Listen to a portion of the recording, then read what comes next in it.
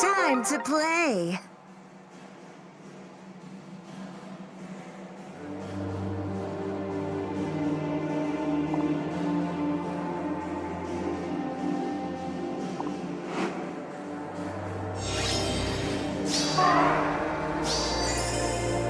Very well. Spring has sprung, yes? If that's what you want.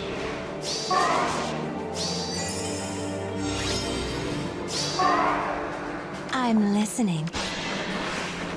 There. Time for a swim? Ha!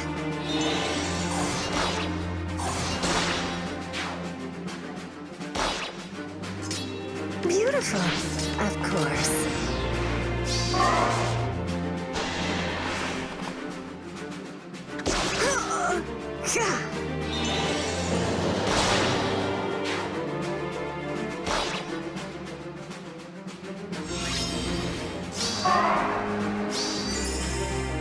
All right. Orders? From me? Do you need a hug? Very well. Well.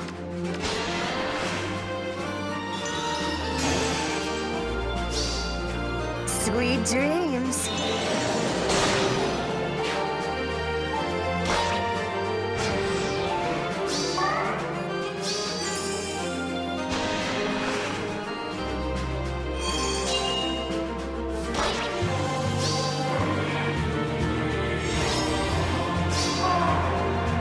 Beautiful.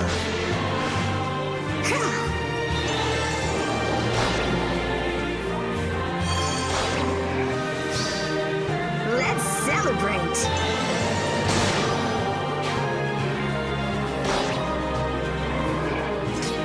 I'm listening. There. Of course. Gotta cool off.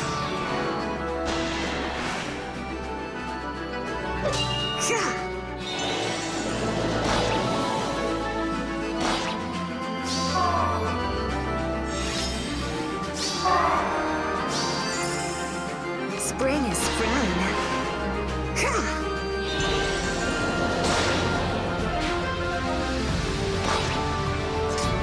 Very well. Yes. If that's what you want.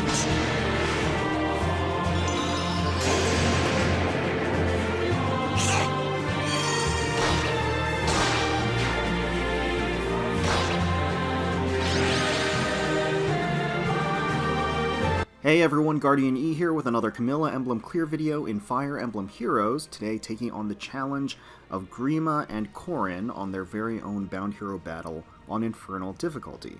So keeping alongside the theme of fallen units, we are getting both male fallen Grima, male fallen Robin, as well as fallen Corrin, female fallen Corrin, in a Bound Hero battle. I actually kind of like that dynamic. I think it's interesting to have crossovers in the Bound Hero battles. A lot of them are thematically appropriate within games, but I also like to see some crossovers between the games too. There wasn't like a huge exchange between them or anything, but obviously both of them being the player characters of their respective games, as well as having dragon forms, makes a lot of sense. There's some synergy there, so I thought that was pretty cool. As far as the map itself, it's Infernal, it's a Bound Hero battle. They tend to be on the easier side. I think this is probably on the more difficult side of the easy side, if that even makes any sense. Like, for newer players, they might find it like slightly challenging, but there are very easy ways of getting around specific obstacles that could be presented in this Bound Hero battle.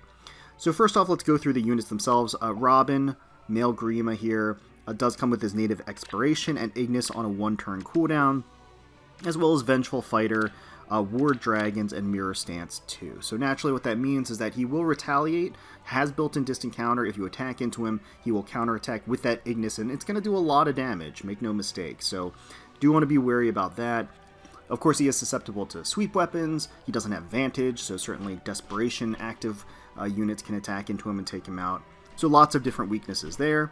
We also have female Corrin, who is obviously a very strong standalone unit, and obviously geared towards being a solo. So she has her Savage Breath, which synergizes very well with attack speed solo, and Rouse attack defense 3. She also comes with Sudden Panic, which of course has an Aversa map-wide debuff-like effect that inflicts panic on any units that are adjacent to other units. So, of course, you want to be wary about that. And, of course, she does have some pretty high HP, which means that she is going to inflict that on most units in the game. This Cleric over here has Flash Plus. Just something to note, she will end up putting the can't counterattack debuff on your allies, on your units when she attacks into them. And of course she has Dazzling Staff 3, which means you can't counterattack her without Null Sea Disrupt 3. Blue Thief over here ironically has Dragon Slasher while he's paired up with all these other dragons on the team. But has Dragon Slasher, so it's a dragon effective weapon, so just be careful with your dragons as you're deploying them. Has Miracle. It's kind of interesting. They're running this theme of putting Miracle on dagger units. I'm not really sure what that's about. Life and Death 3 has some impressive offensive stats, as you can see, 51-50, and he actually doesn't take a huge hit to his defensive stats. Obviously, his one defensive stat is way low, but his res is actually respectable all the same. Comes with Renewal and Close Guard 3. We have this Red Fafnir off to the left-hand side, has Dark Breath, and also just has kind of the role of chipping you down, has Poison Strike as well as Savage Blow 3. And then you have the Bow Cavalier back here with the new Spendthrift Bow, or relatively new Spendthrift Bow, which grants attack plus 7 and minus attack plus 7 on the opposing unit during combat, so it's an in-combat buff and debuff. And it's worth noting that, of course, he has Cancel Affinity 3, which means if you're running a Raven Tome user that has Triangle Adept, that effect will be nullified, which, of course, we are. So on that note, let's go into the Camillas themselves and the builds. Didn't really make a ton of changes, just one small change. For Spring Princess Camilla, merged at plus 10 with a speed asset, 5 Dragonflower Summoner support, has her Grandraven build, repositioned Draconic Aura, Vantage for the B slot, Goat Flyers for the C slot, and Distant Defense 3 for the Seal. I swapped out the Triangle Adept for Fury 3, that's basically it, just because, again, the Triangle Adept won't allow her to tank the Bow Cavalier. Next up, we have Vanilla Camilla, merged at plus 10 with a speed asset, Camilla's Axe with Special Refine, Reposition Draconic Aura, Distant Counter, Renewal 3, Hone Flyers for the C slot, and Chill Attack 3 for the Seal. We've got Summer Camilla, Tropical Beauty Camilla at plus 10 with an attack asset, has her Blarblade Fury Desperation build, Reposition Draconic Aura, Goat Flyers, and Flyer Formation for the Seal. And then finally, bringing up the rear, we've got Light of Nor, Queen Camilla, Brave Camilla, merged at plus 10 with 5 Dragonflowers and an attack asset. Has her Native Sangreather, Restore Plus, Miracle, Attack Speed Push 4, Wrathful Staff 3, Goat Flyers, and Renewal 3 for the Seal. So you can approach this any number of ways. Obviously, Corrin is kind of sticking out here. She has a lot of innate stat boosts because she's by herself.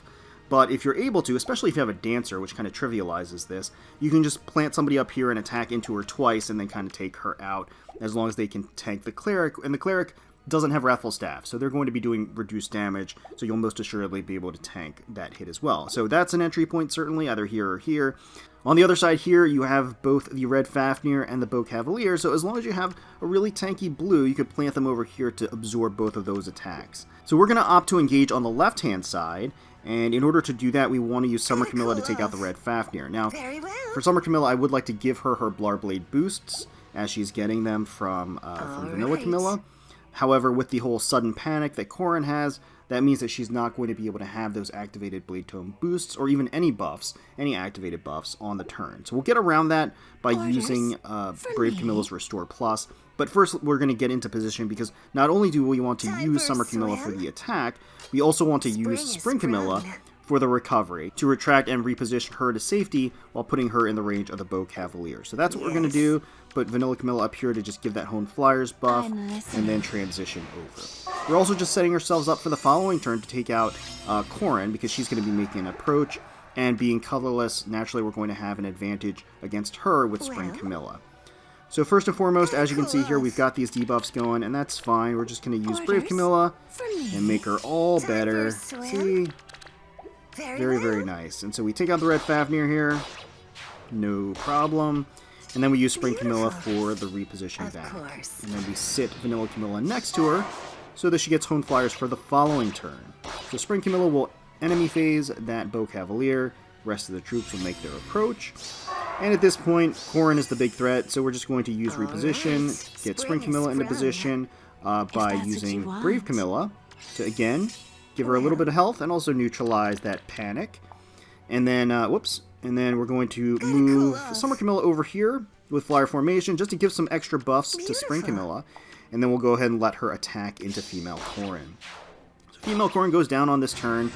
And of course, Spring Camilla is in the range of the Cleric, but the Cleric being colorless and also not having Wrathful, she does no damage. We do, of course, take the Can't Counterattack Foes debuff. So naturally, we're inflicted with this Can't Counterattack Foes debuff. We're going to go ahead and finish off the Cleric with Spring Camilla here right now. And she's going to take another hit, which will further activate the Can't Counterattack Foes even after her action. You want to do that first, because up next we're going to be using Brave Camilla. Brave Camilla will come to the rescue with that Restore. And not only heal up Spring Camilla, but also remove that debuff, so she doesn't have to worry. We'll reposition Brave Camilla to safety and then just shift Summer Camilla to safety as well, while making sure to give some buffs to Spring Camilla so she can retaliate against the Blue Thief that's approaching. Blue Thief will take considerable damage on enemy phase, and now we can just finish him off with Spring Camilla on player phase this turn. And now we only have Grima left, and he is, of course, like I said, susceptible to sweep-type weapons. We will be using Brave Camilla to go ahead and double and eliminate on player phase. And there we go. So as I said, really not all that difficult, pretty easy peasy, lemon squeezy. For newer players, I could see them struggle a little bit if they don't have certain assets in their barracks to be able to take on certain challenges here. But otherwise, like most Bound Hero battles, kind of a cakewalk. So let me know in the comments below what strategies and teams you ended up using to clear this Bound Hero battle on Infernal difficulty. Hopefully you guys enjoyed the video, and if you did, please feel free to leave us a like, comment, and subscribe to the channel for more Fire Emblem Heroes content. We thank you all so much for watching and taking time out of your day to spend with us. We really, really do appreciate it. Certainly hoping that you, your family, and your friends are staying safe, healthy, and secure out there. And until next time, let's protect those skies.